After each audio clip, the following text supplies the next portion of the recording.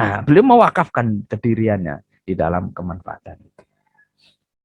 Orang-orang kalau punya kedermawanan seperti itu, maka ya sesungguhnya kalau melihat ini ya luar biasa, dan itu pernah dilakukan ya, ditibarkan kepada Abu Hurairah dari hadis Abu Hurairah bahwa ketiga poin ini tidak hanya nanti di akhirat, kita sudah bisa merasakan di dunia ya. Mas Itmamul Haq ini usia berapa?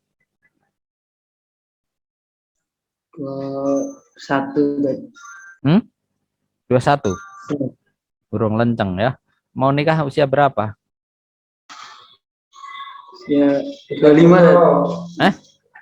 35? 25. Oh, 25, 4 tahun lagi ya. Ini semester berapa? Semester 4. Ini 4 ya. 4 berarti 2 tahun lagi 23. Ya, terus ya oke lah ya. Lumayan lah ya. Pas ya. Tapi perkiraannya biasanya ya molor-molor 26, 27 lah ya. Oke, Mbak Salsabila Ramadhani. Ini usia berapa? Lalu niatkan nikah usia berapa? Usianya 20, Ustaz. Oh, 20 ya. Semester berapa? 6. Ya, semester 6. Loh. Tadi Mas Itmam 21 semester 4. Ini Mbak Salsabil semester 6 20. Ya, ya. Oke. Terus mau menikah usia berapa, Mbak Salsabil? 23, 24, Ustaz. Sudah ada calonnya?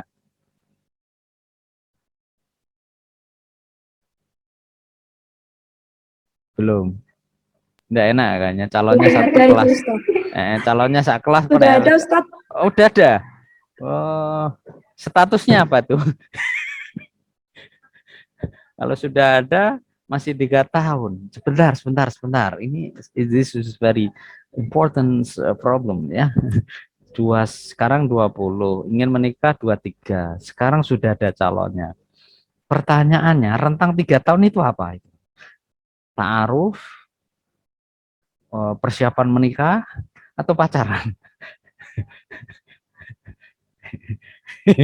Oke, that's your problem ya, salah satu. Tapi saya ingin mengatakan bahwa rentang waktu yang masih lama dari pernikahan dengan mengenal itu agak riskan ya. Itu mengandung banyak potensi ya, macam-macam lah. Dari beberapa pengalaman teman-teman yang lain katanya begitu ya. Bojone ora, pacare ora patek jelas ya. Saya itu punya teman dulu, tapi dilalanya alhamdulillah setelah 5 tahun itu nikah. Tapi setiap sore itu di Gajah Mada ya. Dia S2 tapi sudah S2. Setiap sore itu, setiap pagi jam 9 diantar ke kampus. Masih naik motor, kalau sekarang keduanya udah punya rumah, udah punya mobil. Dua-duanya dosen juga. Yang laki itu nganter gitu di pinggiran jembatan. Saya pikir ini tukang ojek. Ternyata Mas itu siapa Mas? Ini ya Allah, setianya itu ya. Pagi jemput, sore jemput itu. Ya bukan apa-apa. Ya pacar mungkin, tapi maksud saya kok ya anu ya gitu.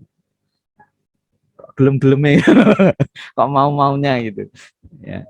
Dan ada yang kemudian sudah pola itu dilakukan 3 tahun.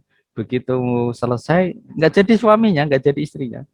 Dipek wong liya, ya seru kita gitu. Perjuangan 3 tahun ya musnah di hadapan orang tua. Jadi ya kalau saya di dalam umum ya, bukan Mbak Salsa bilang, kalau kemudian ingin membangun satu bentuk ini gitu ya, ya kalau saya sih lebih aman persahabatan gitu. Nah, kalau Mbak Aliatus misalnya udah semester 6, ada calonnya misalnya nanti skripsi, terus kemudian lamaran, semester 8, wisuda dan nikahan, itu keren tuh gitu. Jadi rentangnya nggak terlalu lama. Ya, tapi kan nggak tahu saat kita mah rasa hati dan lain sebagainya. Nah, justru karena itu mesti kita kelola ya. Oke, kita lanjut ya. Jadi Umar bin Khattab itu pernah memiliki tanah di Haibar, dan teman-teman coba ini nanti yang garap skripsi dan yang mengembangkan di dalam dunia research. Hadis ini itu yang menjadi landasan wakaf produktif. Umar bin Khattab memiliki tanah di Khaybar, lalu ia bertanya kepada Rasul, bagaimana ya Rasul? Ungkapan Rasulullah ini yang menjadi dasar wakaf produktif, habis aslaha wa tasaddaq samrotah. Habis tadi akar katanya dari habasa menahan. Jadi wakaf itu kan habis, habasta. Ya, tahanlah tanah di Khaybar itu, wa tasaddaq samrotah, dan sedekahkan hasilnya. Jadi kalau misalnya Mbak Alia tuh ya nanti sama suaminya mewakafkan misalnya gitu ya, ada 1 hektar tanah produktif yang di situ ada semangka yang macam-macam. Tanah itu menjadi tetap hasil dari pengelolaan semangka, melon ya, ya ada di Demak, itu menjadi sedekah yang menghidupi anak-anak yatim dan lain sebagainya. Tanahnya tetap 1 hektar, hasil dari tanah itu kemudian menyebar. Itu adalah wakaf produktif. Jadi tidak misalnya ya tetangganya Mas Nurmansyah yang kemudian mewakafkan tanah ya untuk kuburan, udah setiap hari untuk ngubur orang, nggak produktif kan itu. Atau untuk madrasah, ya wis madrasah itu mengalirnya di ilmu, tapi produktivitas ekonomi tidak di situ. Nah, Mas Robit mewakafkan misalnya 3 mobil Avanza. Nah, Avanzanya tetap atau Xenia itu ya senilai 4.450.000 atau setengah M lah gitu, dapat 3 mobil second. Nah, 3 mobil second itu tetap hasil dari rentalan 3 mobil, itulah yang menjadi produktivitas. Jadi kalau per tahun itu misalnya mendapatkan dari pengelolaan mobil 3 tadi setengah M, itu misalnya dapat 25 juta, maka 25 juta ini samroh, hasil dari pengelolaan maka produktif. Itu. Nah ini kenapa kemudian hadis-hadis ini, kalau teman-teman nanti ditanya ya sebagai mahasiswa dari FI, ada enggak dari Al-Quran tentang kata wakaf itu? Enggak ada di dalam Al-Quran tentang wakaf. Kata wakaf adanya adalah amal soleh. Seperti ini tadi di atas. Ya. Nah, ini tidak memakai kata wakaf. Allah mengatakan bahwa dia tidak akan memperoleh kebaikan. La tanalul birra hatta tunfiqu mimma tuhibbun. Itu adalah abir. Lan tanalul birra hatta tunfiqu, pakai kata-kata infak. Hatta tunfiqu mimma tuhibbun, menyedekahkan sebagian harta yang disenangi. Ya. Termasuk mensedekahkan. Jadi ada kata infak, ada kata sedekah, tapi tidak ada kata wakaf. Lalu wakaf ada di mana? Wakaf ini ada di hadis Rasulullah. Termasuk tadi ya di dalam bahasa Umar bin Khattab ya, itu dinyatakan dengan watasaddaq samrotah, itu bagian dari habis, itu adalah wakaf ya.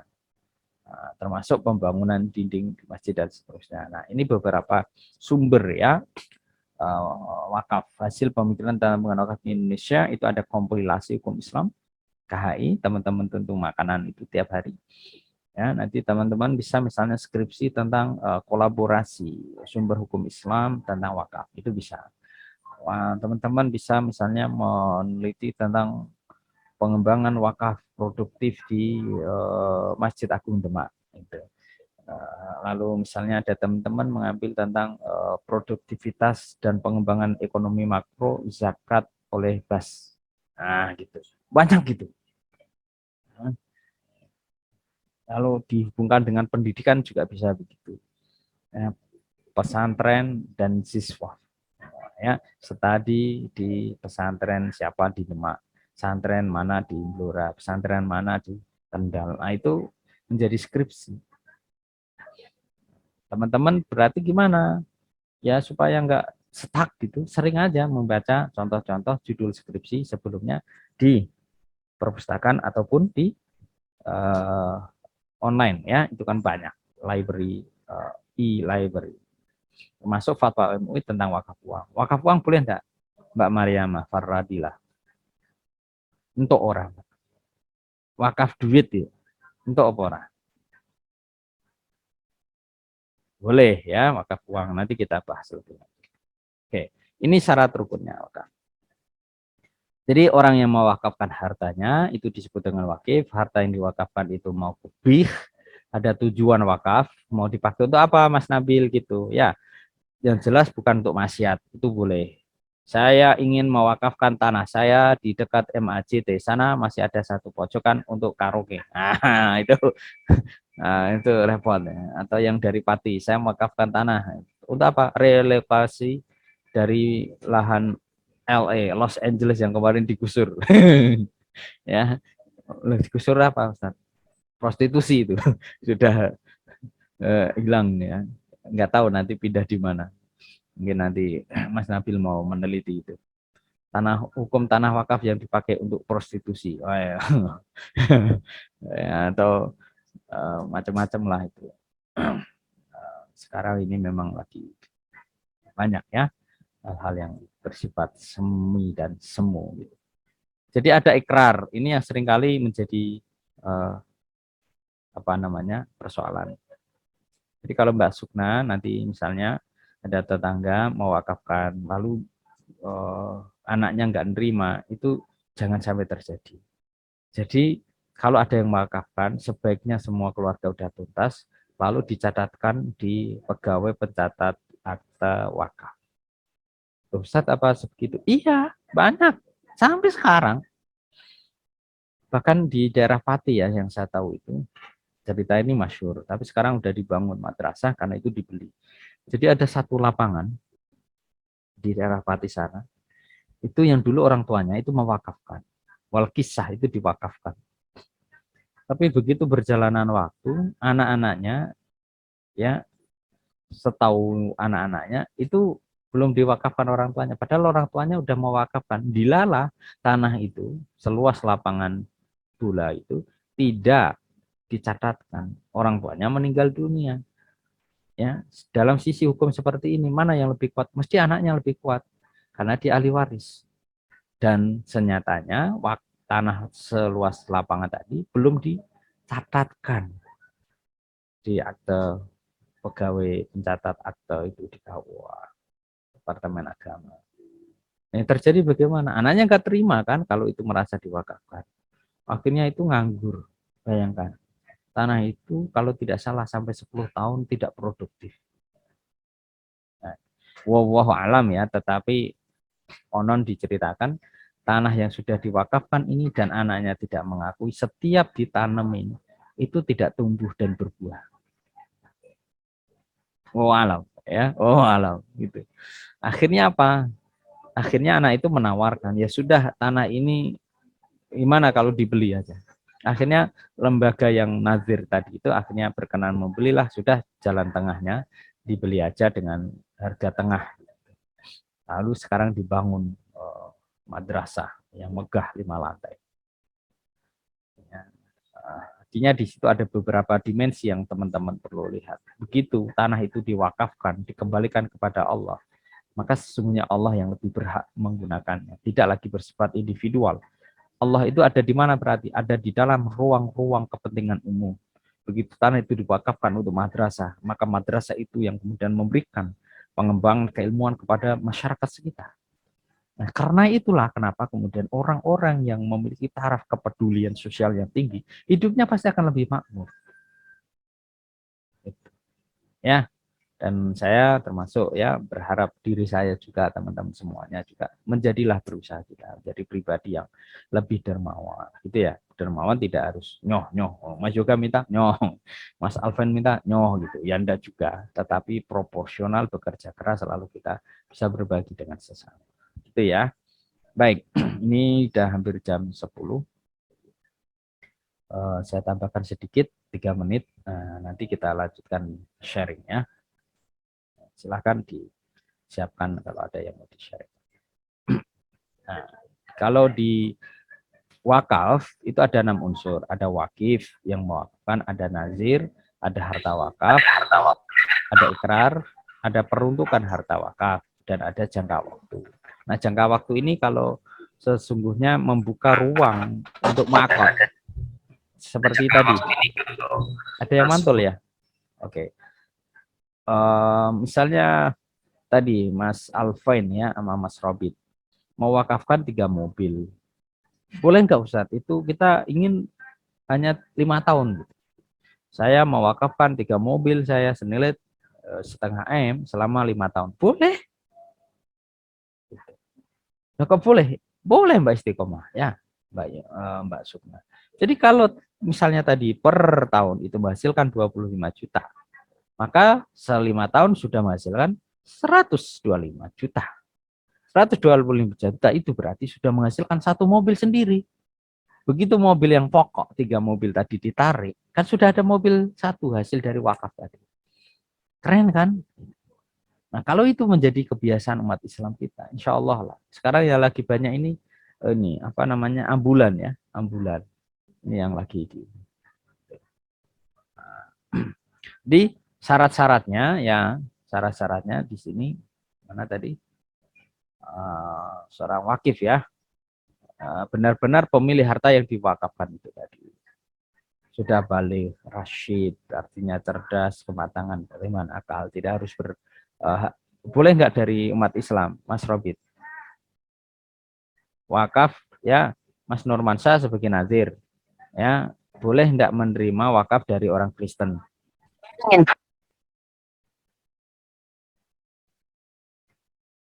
Boleh. Loh, kok bisa dasarnya dari Rasulullah dulu menerima ya wakaf itu tanah itu dari luar Islam. Boleh nggak kemudian juga untuk membangun masjid? Boleh, walau kan alibina il masjid. Neng orang isin wong Islam. Mau ngasih masjid loh tanah wakaf ya kaum Kristen. Orang isin-isin ya loh. Dan ada salah satu rokok itu yang sering ngasih bantuan-bantuan pembangunan masjid. Padahal kita tahu pemilik rokok itu siapa. Ya, jelas yang jelas di Kudus. Ya, anak Raisin. Gitu. Jadi walau kan alibina masjid, dan itu yang menjawab seingat saya adalah Yaitul Hasan, mantan Menteri Agama, ketika kita membahas tentang wakaf kontemporer. Beliau mengajar kami tahun 2008 tentang wakaf kontemporer sebelum beliau almarhum. Wakaf dalam bertindak. Jadi inilah kenapa kemudian wakaf itu menjadi luar biasa ya. Lalu wakif harus dewasa. Anak-anak gimana? Ya jangan. Batasannya wakif itu apa? Ya sudah balik itu. Ya, Mas Nurmansyah udah balik kan? Ya, itu boleh. Kalau adiknya Mbak Sukna ya masih usia 5 tahun, itu aslinya jual belinya enggak boleh, kecuali jual beli yang remeh-temeh. Ya, adiknya Mbak Istiqomah 5 tahun gitu. Yang remeh-temeh itu apa? Ya beli pentol, beli bakso, ya beli cilok, itu remeh-temeh. Tumbas pentol, itu boleh itu remeh-temeh. Tapi kalau sudah mulai ya adiknya Mbak Istiqomah SD kelas 3 beli motor, ya jangan itu. Dek, kamu beli motor, numpak ya Ranto. Ya, anak saya ini kemarin tak coba dari pondok SMP. Bi, nanti saya dibeliin CBR ya. Iya ya. Nah, kalau kuliah CBR lah. Dia izin kemarin kakinya di rongsen, makanya ganti saya yang sakit ini juga. Dia di rongsen, saya antar habis nendang. Saya mau Bi nanti ikut kejuaraan. Jangan saya bilang. Kalau ikut karate taekwondo kasihan. Ada beberapa teman saya yang di Jogja dulu. Saya bilang gitu sama anak saya. Abi dulu punya teman, nah, itu pada nggak punya anak gitu, karena ikut karate taekwondo. Saya tanyakan ke dokter, loh itu kok bisa gitu ya dok? Ya mungkin dulu ininya ketendang gitu, sehingga mempengaruhi kantong sperma. Nah, terus kemarin dia bilang nanti pakai pengaman gini nih ya. Ya sudah konsultasi sama dokter. Dokternya membolehkan dengan pengamanan yang ketat gitu. Tapi kemudian juga pakai syarat. Saya syaratkan begini, Nang, kamu pengen ikut Abi kan pengen toh saya nanti SMA tetap di pesantren tahfidz ngapalin lanjutin 30 juz. Saya bilang iya, ya sudah kalau gitu izinkan saya ikut karate ya. Nanti saya alihnya akan tetap lanjut ke SMA tahfidz. Ya sudahlah, Bismillah saya bilang. Dan dia itu terus saya katakan bahwa ya kalau memang tapi ada 9-nya tadi kaitannya dengan yang dewasa ya. Tapi nanti CBR ya. CBR itu nanti kalau kuliah. Kalau kamu nanti kuliah, tak belikan CBR. Terus nanti modelnya, kamu hafal 30 juz, 30 juta. Loh, kok bisa? One juz, 1 million. Pokoknya hafal 1 juz, 1 juta. Jadi kalau sudah 30 juz berarti 30 juta. Gitu. Ya kan bisa diumrohkan, bisa untuk modal dia jualan. Kemarin ke Fried Chicken sebelum ke pondok. Terus ngapain kamu beli tiga? Satu untuk saya, satu untuk teman dekat saya. Itu masih satu. Sini Abi makan. Oh jangan Bi, ini mau saya jual. Dia beli 20.000, di temannya mau dijual 40.000. Maklum di pondoknya puncak bukit ya, dan orang-orang kaya itu sehingga kadang merasa haus untuk makanan yang up to date dari bawah. Ya itu sekilas tadi ya, saya ingin mengatakan bahwa anak kecil itu tidak boleh ini termasuk nanti kalau punya adik-adik ya, walaupun saya sendiri juga mengakui bahwa anak-anak kita SMP itu juga sudah bisa naik motor begitu, mestinya kan tidak boleh ya, kecuali setelah SMA kelas 2 ya, sudah usia 17 punya KTP dan bisa mengurus SIM. Ini di kelas ini semuanya punya SIM kan kalau naik motor? Ada yang belum punya SIM? Nah, Mas Yoga udah punya. Mas Eli Nurmansyah kayaknya belum punya ini ya. Udah punya, Ustaz. Ah? Sudah? Udah punya Oh, anu SIM B ya. SIM Jetan. Oh, SIM C. Tak pikir SIM B, mobil truk trailer itu. Iya, iya. Dulu ada saya punya mahasiswa itu ternyata dia punya SIM itu. Jadi selepas dari dia kuliah itu nyupir truk tuh. Dari daerah Tayu ke Jogja sana. Wah, keren kamu. Ya tapi ya begitulah kadang di kelas setelah keluar kelas itu kan biasalah sopir kan orang miso ora sopir jenenge ya. Cuk. Oh, itu biasa deh karena teman-temannya kan ya begitu. Ya serapopo. Preman jagel kuliah kan ya apa ya. Itu ya, tapi saya seneng kayak gitu biasanya ngobrol di kantin. Ya maklum lah ya. Dulu saya 12 tahun riwari Semarang tadi. Ya, oke, good. Baik ya. Ini selintas tentang wakaf tentu apa namanya? Saya selalu mengatakan bahwa materi ini bisa dibaca di buku banyak tentang wakaf dan juga di internet tentu banyak sekali. Betul tadi Mbak Alia Tesarira, nanti insya Allah tema-tema itu sudah bisa diketahui untuk next meetingnya, sehingga teman-teman bisa mempersiapkan dan bisa lebih dalam untuk berdiskusi bersama, gitu ya. Dan materi ini tentu nanti bisa kita diskusikan in the next meeting. Saya di kelas ini memakai sistem mengalir, artinya bila mana satu materi sudah dibahas di kemudian hari, ya ada bahasan materi lain lalu kembali ke materi yang awal karena ada yang perlu dibahas ulang, itu tidak ada masalah karena kita bersifat mendalam gitu ya. Baik, ini baru nomor 11 slide-nya. Sebenarnya masih ada 40, tapi tak bijak kalau kita tidak buka untuk diskusi dulu ya. Silakan.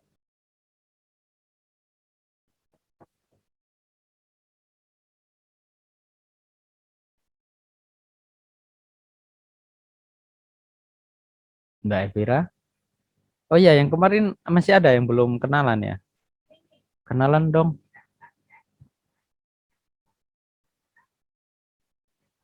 Ricky Maulana Sandi, sampun Mas.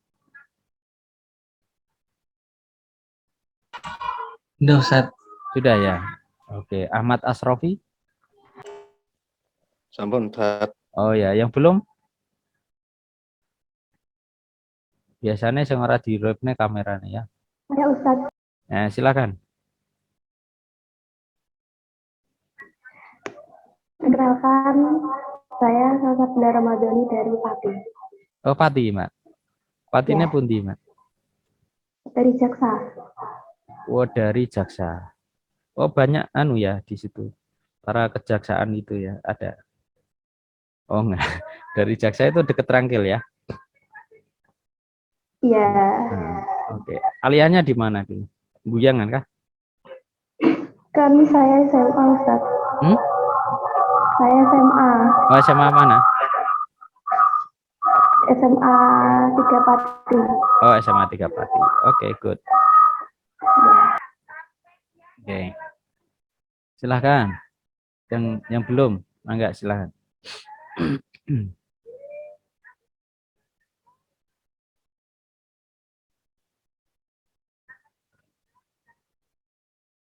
Ada lagi? Sudah semua ya kayaknya ya. Oke. Proses dipanggil di sini. Assalamualaikum Ustaz. Ya, Saya mau waalaikumsalam. nanya, Ah, sinyalnya ya. boleh Ustaz? Ya boleh. Menyinggung wakaf itu bisa pakai jangka waktu kan? Ah, Nah, misal saya wakaf senilai 5 miliar.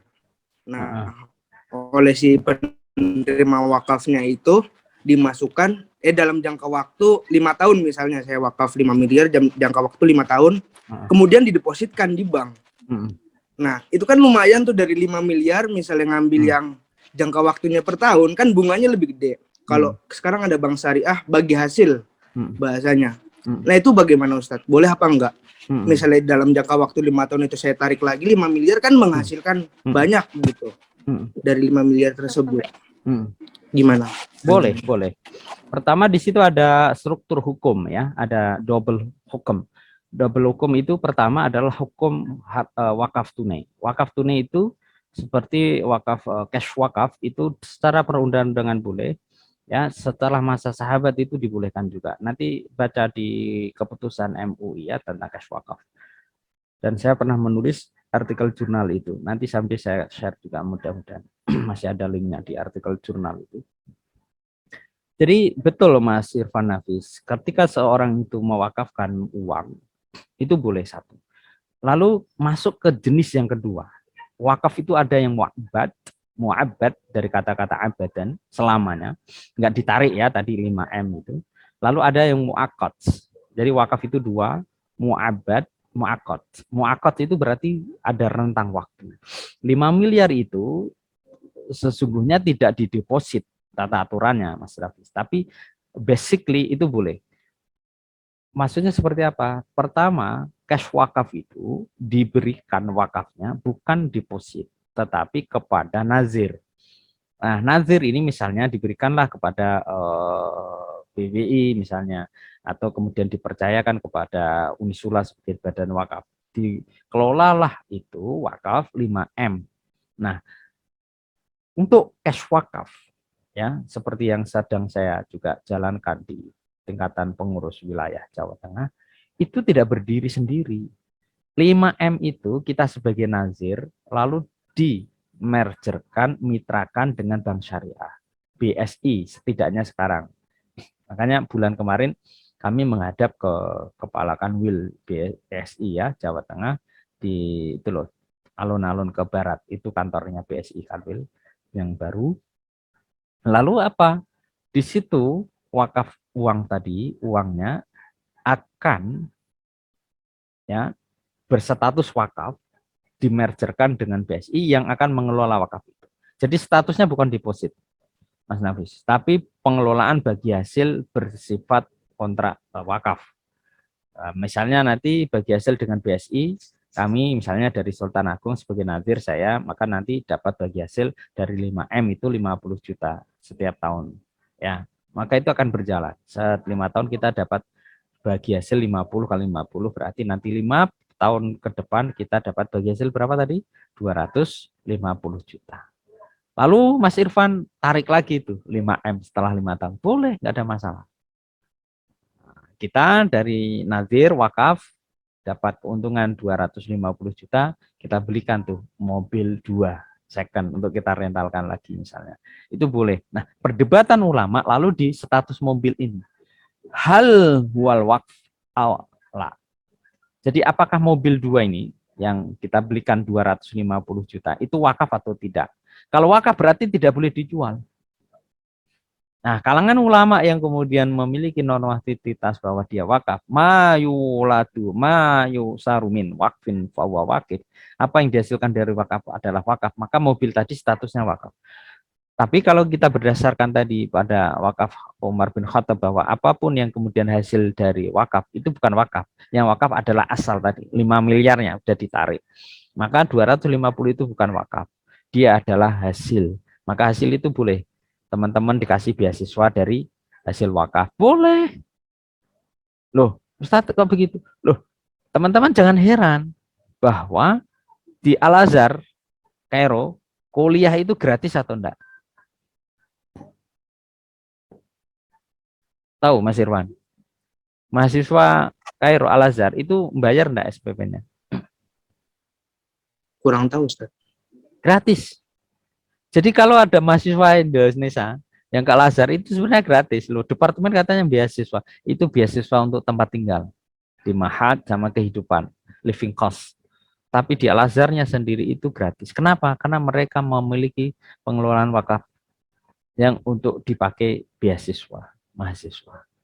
Saya itu bergambar atau mengimajinasikan berharap di suatu waktu nanti, walaupun mungkin tidak sepenuhnya ya, bisa jadi sebagian mahasiswa Unisula itu tidak membayar. Loh, kok enggak bayar? Mereka dibayar oleh beasiswa. Loh, kok beasiswanya adalah hasil pengelolaan wakaf? Keren kan? Ya, gitu. Hasil dari mana? Dari rentalan travel wakaf. Ya, dari properti perumahan wakaf. Dari perusahaan wakaf. Nah, itu keren ya. Dan mungkin di kelas ini kan kayaknya juga ada kan yang sudah merasakan beasiswa. Ya. Ya termasuk saya kan dokter wakaf. Dokter beasiswa dari hasil wakaf itu. Ya alhamdulillah. Gitu ya Mas Irfan ya. Oke. Nah, nanti someday kita bahas lagi tentang cash wakaf lebih dalam ya. Baik. Ada lagi? Ya. Oke, saya sharingkan sedikit terus nanti kita tutup ya.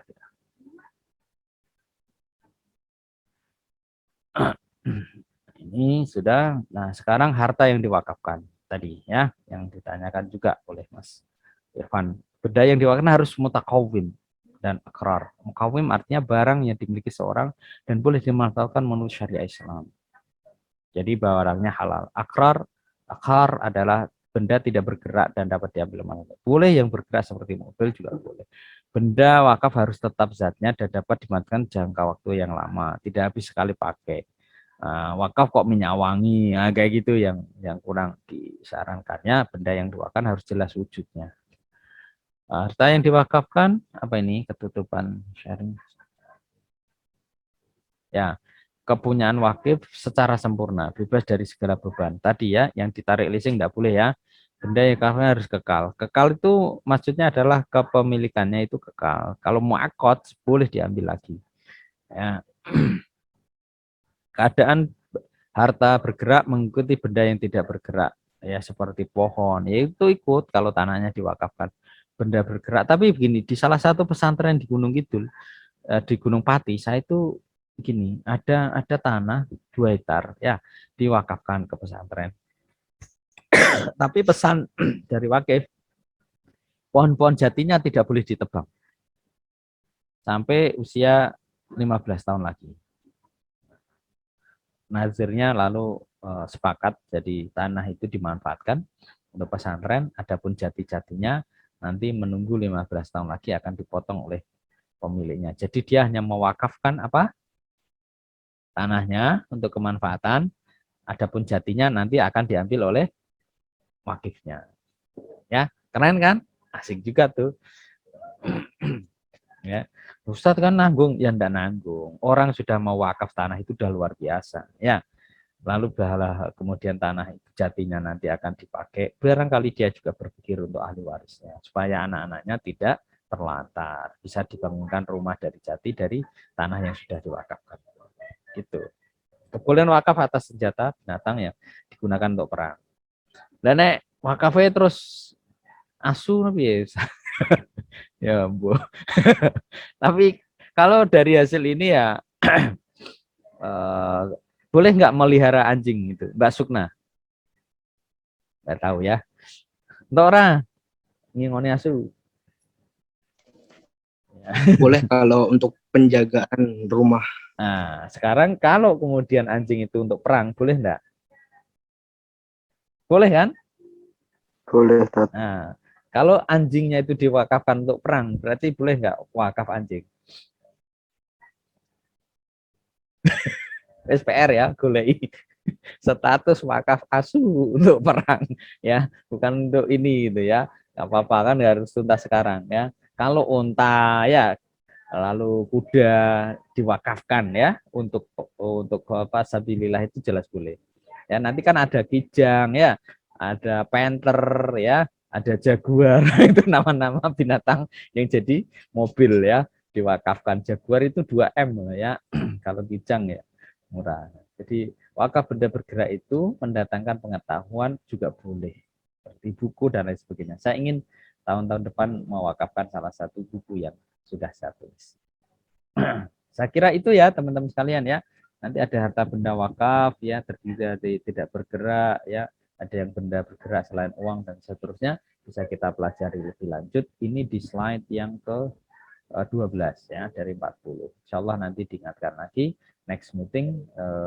Silahkan kalau ini kan sudah jam 10.15, bentar lagi sudah mau selesai dan kita tutup dulu ya.